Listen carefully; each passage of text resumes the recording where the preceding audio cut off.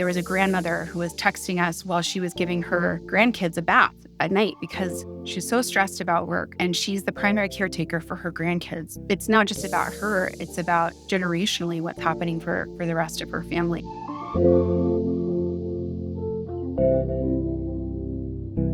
It's 11 p.m. on a Tuesday and you're being harassed by a colleague. Who could you call? Where would you turn? Nearly 48 million Americans face workplace bullying, seemingly without a lifeline. But today we'll discover how AI is democratizing justice for vulnerable workers, why human empathy still outsmarts algorithms, and the hidden patterns in 450,000 workplace crises that could transform work for the better. Welcome to Socially Conscious AI, where we explore the cutting-edge innovations transforming our world for the better and bring you conversations with the brilliant minds and ethical pioneers who are harnessing AI's power to address humanity's greatest challenges. I'm Valencio Cardoso. And I'm Roman Burkott. Today we're joined by Alexis Fowler and Rajiv Puranik, the leaders behind Empower Work, a nonprofit that's already transformed 450,000 lives by pairing AI with deeply human connection. Alexis survived workplace harassment herself and built the first confidential crisis text line for work issues, while Rajiv, after 25 years building platforms at Yahoo, HP, and Twilio, is using his Silicon Valley expertise for social good as Empower Work's CTO. Together, they're proving AI can be a force for equity when designed with conscience, making 24/7 support available to vulnerable workers at the moment they need it most. And their blueprint could reshape how every workplace handles discrimination, harassment, and crisis.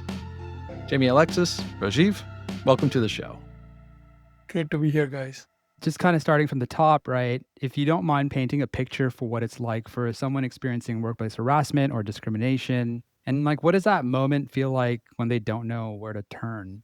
I think, for those who are listening, watching, all of us have had some sort of work challenge at some point. We all had a situation where we've had a bad manager, or maybe we've lost a job, and there are all different ways in which impacted both emotionally and economically. I mean, for me, very early in my career, I had an incredibly tough personal interaction with the person who was supposed to be kind of like my mentor and support going forward. And it was a very public, very humiliating. And I left that kind of not knowing where to turn, how to deal with things. And so while I didn't start Empower Work at that point, I started it, a number of years later. That experience really stayed with me over the course of my career. And a real through line for me was, how do we build workplaces that are healthy, equitable, where no one would have to face that kind of situation? That's amazing. Yeah. And as you've scaled, right, you've now supported over 450,000 workers. What patterns are you seeing? Are these isolated incidents? Is it systematic? The top trends that we see are that we tend to support folks who are in very small workplaces. And what we found, and kind of not surprisingly, when I was starting Empower Work, people would ask me oh, why are you structured as a nonprofit? Why are you structuring as a for-profit and selling to companies? And it was well, one of the key points is actually, for the majority of people working here in the US are actually not working at large employers. They're working at small employers that barely have HR. And these are key roles, key jobs. And so in 2020, after we've been around for a little bit, there was sort of an aha moment where people were oh my gosh, frontline workers. Obviously COVID, the challenges around COVID sort of raised the line of sight around what's happening for folks who are smaller workplaces, who are in frontline jobs. And that's who we've been supporting primarily since 2018, folks who be in a situation where there are no other resources. There's not HR, there's not someone they can turn to. And when that happens, the outcomes can be even more negative. And so when we think about what are the patterns that we're seeing? You're if you work in a small workplace, you have fewer resources and support. You are more likely to experience negative actions that may not be legally protected, but they're certainly having an impact on your family, on yourself, and on your well-being. And so how do we really think about improving resources and approaches to support people where they are? And just to be clear, we don't provide legal counsel or legal resources. A lot of times people use the term I'm feeling harassed or I'm experiencing discrimination. And unfortunately, what is legally protected is actually very limited. And so what we see is we talk about this in terms of what's unfair versus unlawful. The vast majority of what people experience is significantly unfair. But that doesn't mean that there's a route of protection around that in any way. So yes, as Jamie Alexis was saying, we see the whole range of workplace issues, discrimination, harassment, wage theft, all sorts of bullying, everything. But from time to time, the pattern changes a little bit. So, for example, in 2025, we've been seeing more of job security, job loss related cases than in past. But it doesn't mean it's overwhelmingly one or the other. It's still a good mix of everything. There's so many so many questions that come to mind. I liked your point though about not necessarily trying to sell your service into an employer. I think if I were experiencing some kind of harassment or bullying, I'd be very reluctant to talk to an employer provided resource. I know I've had challenges in the past. Do I really want to talk to HR about this? Like, are they going to make things better or worse? So I like your nonprofit model. It sounds like you guys do a lot with tracking your analytics and what are the cases that you're helping with. As I understand it, you've also done a lot to try to quantify like what's the cost to the economy of these issues. Is that something that you have top of mind?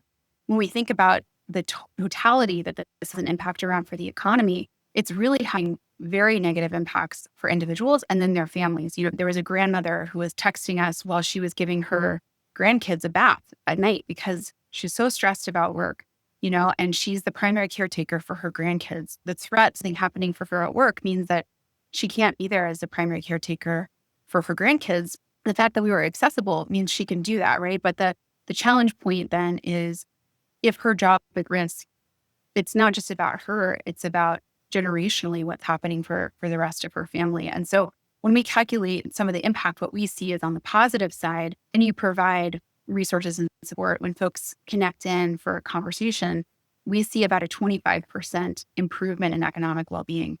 And we've done a lot to understand holistically.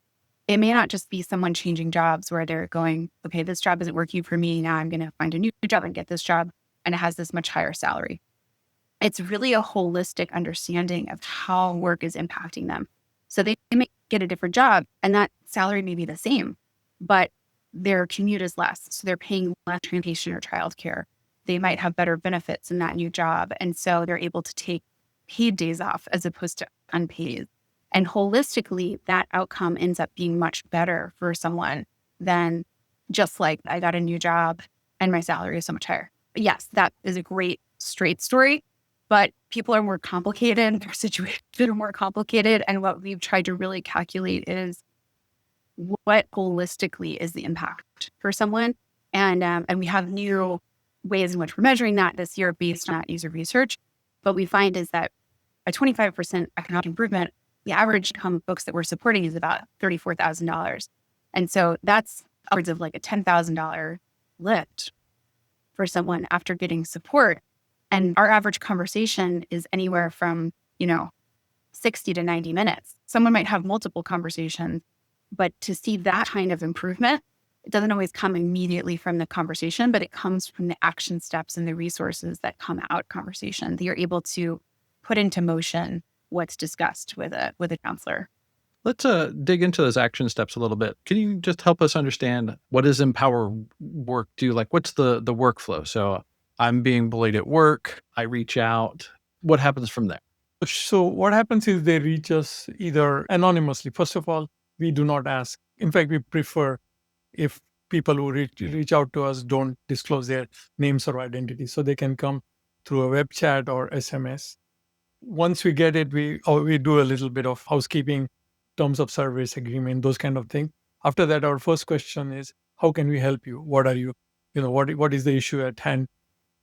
You get assigned to a live human being, a counselor who is online, and you just start chatting as if, just standard, your SMS, web chat kind of model. And we have a methodology, or we call it, in technical terms, we call it pedagogy, where we take the conversation through different steps. The first one is just to establish the baseline, show empathy, get them to be comfortable with you.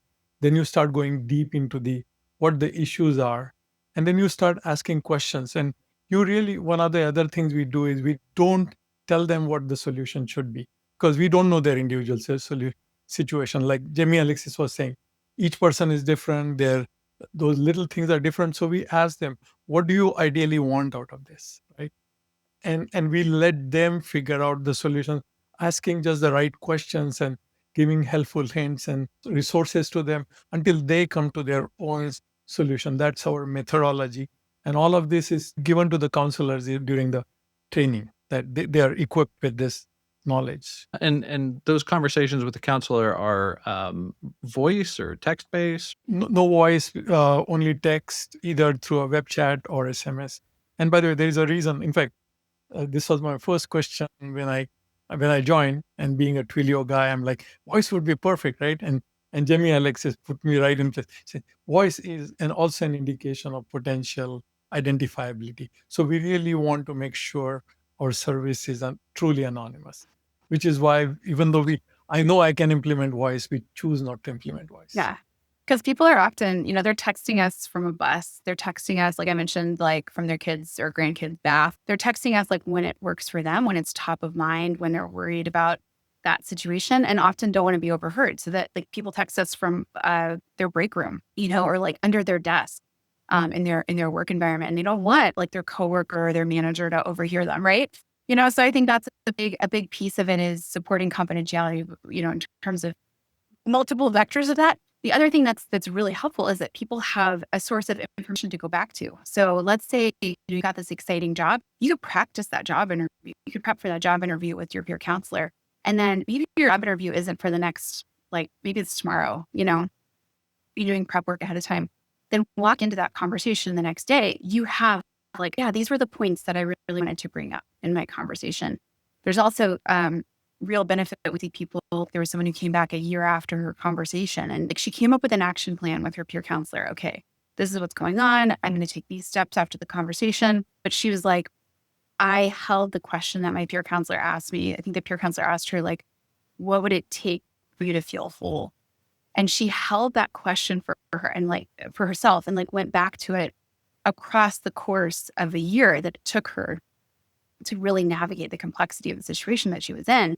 And so that one conversation, it wasn't like the next day, everything was suddenly changed, but she had a roadmap for how to go about changing things. And then a framework, I think, that helped her have a real sense of what to hold on to. That was it, like what was at stake for her, what was really important, and carried that through in a variety of ways. And that's where we see some of the biggest impact afterwards coming from, is that sense of agency and confidence. So if your clients, I assume you call them clients, or what do you call your users? Help seekers. Help seekers, texters. Yeah. Okay. So when they reach out, you said that they don't want AI help. I can see where the human counselors are able to provide that full spectrum of empathy. What is AI contributing to your solution then? So I just want to do a little nuance there. So they're not entirely anti-AI. Okay. What they are perfectly okay AI giving me, like, look me up on a resource, or do give me facts. They are cool. They're okay with AI. Where there is a human conversation, they are not okay with AI. So your other question was, so how can AI help, right? So what we did is actually, as a part of this UX methodology that Jamie Alexis was talking about, we said, let's build an AI assistant working live alongside this counselor. So this is looking at the most recent conversation flow to the latest. And there are situations. Let's go back to so we formed we had certain hypotheses about what might be useful. So we took those 4 or 5 things and we went to a small group of our experienced volunteers, and we asked them, which one would be the most useful ones for you? And they did a ranking of those. So, and the top 3 that we decided to implement are summarization. And this is useful when a new counselor their shift is over, new one is taking over. They want to quickly read up and they don't have time to read through the last 1 hour of messages. So we just quickly generate, okay, here is the summary of what's happened in this conversation right up to the moment. Okay, that's one. Second one is, sometimes conversations, despite the 9-step process I talked to you about on my 9 skills to use, things just don't always follow the exact line. I mean, many of them do, some of them don't.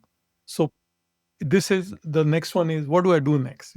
I have this situation and please help me. Should I take this person to solutions or outcome space, or do I want to still continue digging deeper, or do I show back again some more empathy? And the AI will help the counselor. It won't directly communicate anything to the help seeker. It'll be hinting. It'll be kind of giving nudges to the counselor. And the last thing we do is, as our resource pool increases, in the given situation, without even describing what the situation is, look up all the conversation flow and tell me what are the good resources to recommend. Like maybe it is a job loss or job search side, maybe it is a legal, pro bono legal, or whatever it might be. What is the most appropriate one to share with this person? Again, in all of these cases, the counselor makes a human decision to either use or not use the help that we are giving. So there is a filter in between to make sure any of the biases, hallucinations, all the others, good stuff we know about AI doesn't directly flow to the help seeker, but goes through this trained human being who is only using them to accelerate their discovery of what they For need. sure. Yeah, thanks for expanding on that. And that's sort of in our world, we call it the human in the loop, right? Where you have someone who takes the information and then makes a decision based on that information, right? And there's certain checkpoints along the way. And I wanted to double click a little bit more on like the peer counselors or your volunteer peer counselors that come from all sorts of backgrounds, right? I think I've seen like journalists, managers, professionals. And 95% of them are saying like they've learned skills that they're using in their own workplaces. What's actually happening in the training that you're giving them? I laugh about it because our board chair, Jen Hobick, who is an organizational psychologist, and I got connected. And I remember the conversation that we had. She's no way you can do this type of deep human coaching over text message. I mean, she was like extraordinarily skeptical. And I was like, I don't know. I feel like it's possible, because what we were hearing is people wanted a way to connect in where they weren't going to get overheard, that met them where they are. They could, text to them, whatever. And they wanted something that involved a deep level of empathy. And so you're like, how do you combine those two? So we've worked over the last number of years and really iterated the training. So like, we started with a couple of Zoom sessions and like a framework and some practice conversations, all the way now to like a very specific 5-week program. It's cohort based. They go through, as Rajiv mentioned, there's a really specific approach on how do you connect, how do you listen, how do you ask really deep, powerful questions, and think about the possibilities for moving forward. Again, which is different than some of like where AI is structured right now, where it might be great. Here's your set game plan. Here's how you're gonna do this thing. Like rah, like you can do it, but like you do need a degree of someone in your corner say you can do this. We hear from folks like they really appreciate that lived experience that someone brings to that methodology. Quickly add to that as a very, very personal experience firsthand. So when I joined Empower Work, first thing I did was I took the same training and I joined the line. So I've been a counselor myself. You have to, as they say in technical term, eat your own dog food, right? So, and one of the things is in my personal life, from my family, friends, they have noticed the change in me, and I have noticed the change in me on how I look at things. So this training does work. I actually believe in that. Rajiv, I came across this like where you're building an AI advisory council of peer counselors. Why was it important to have counselors help shape your AI systems rather than just engineers? Whoever your users are in future, if and when we build something directly for the help seekers, we will include them too, right? You want your users to be a partner, and this is how best anything is built. Because again, but let me give you another instance. So we had them prioritize, as I mentioned to you, of the things we were hypothesizing about being useful. We had to go back to them and actually create some mock-up boards. We have a very extensive way of getting their feedback, and as UX guys, I'm sure you will enjoy listening to some of this. So we took like designs to them, and we said, how would you like not only what the content is, but how terse or how expanded you want it to be. Tell us what would work for you. And we had like 2 or 3 or 4 different scenarios we presented to them. We also, by the way, went to the extent of saying, do you want it to be a standalone tool, or do you want it to be embedded right in the communication tool that we have. It's a tool called Front app. And actually it was harder to implement it inside the app rather than implement it as a standalone bot. But they said if we don't have to switch from one tool to the other, the context swapping is much less, etc. It's much easier for us. So to us it is really, you have to make the user for whom you are building this a partner in this whole thing. And that has been our strong philosophy. Jesse as our UX researcher, we are heavily weighed in that direction. We always ask, how would our users use it and how would they perceive it? That's our first and foremost question.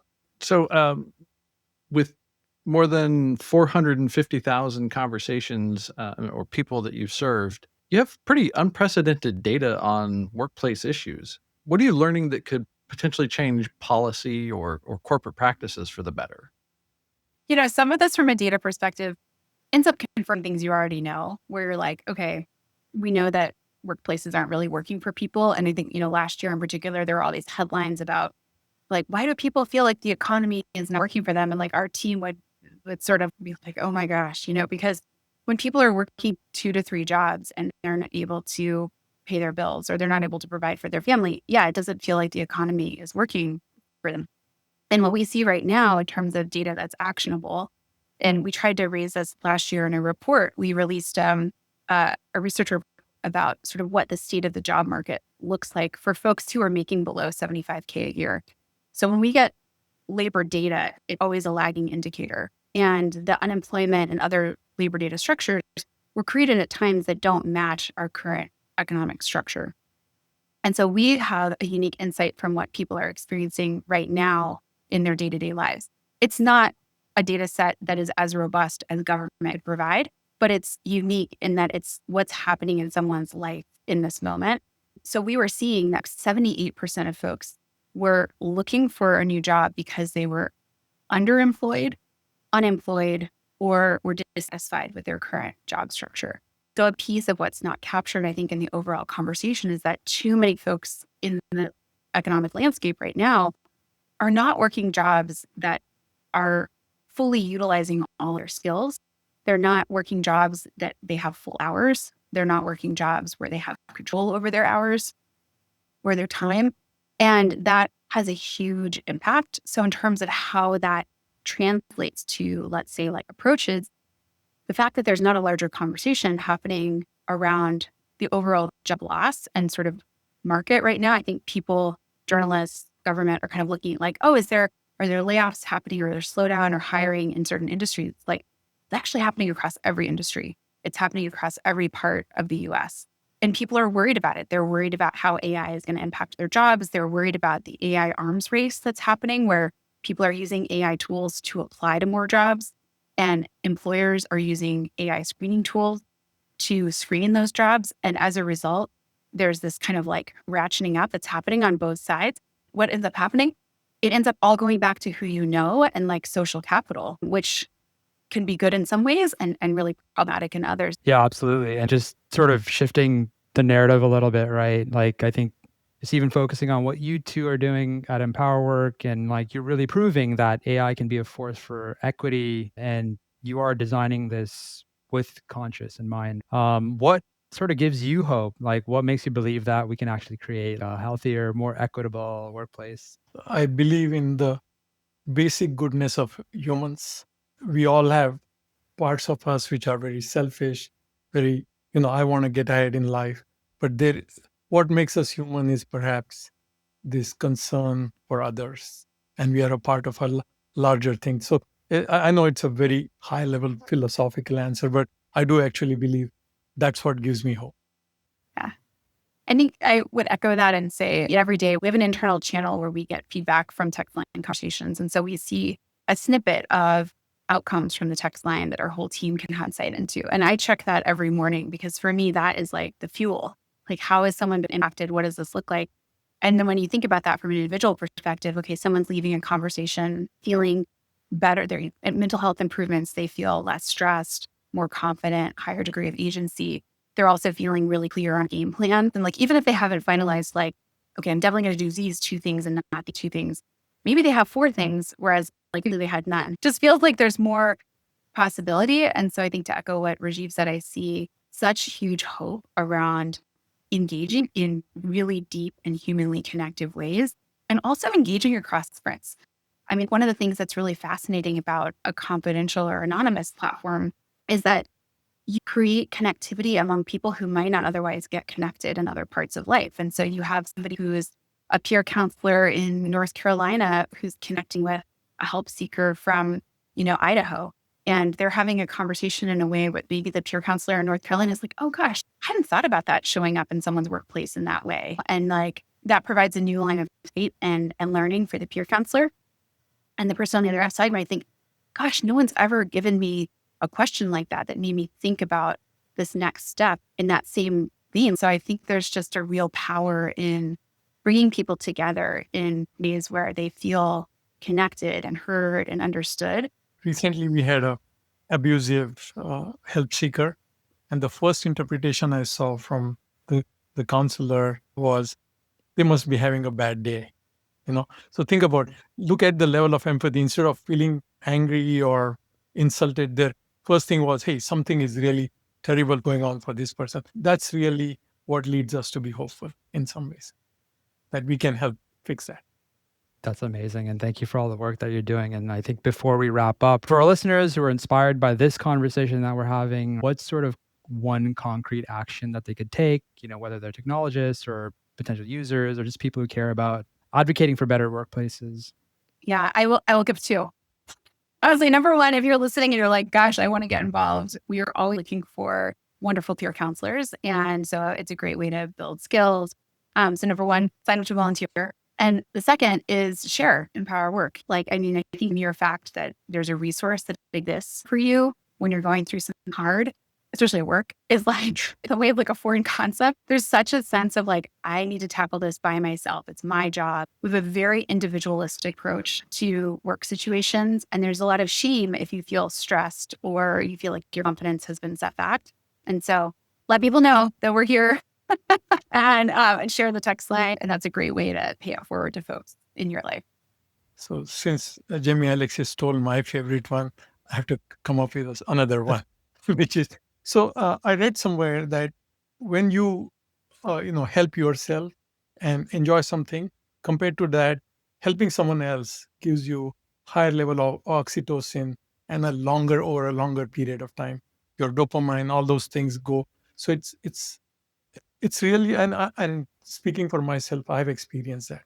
So my thing to them is consider that if you engage in empower work or something similar, it actually gives you a higher dose of happiness over a longer period of time.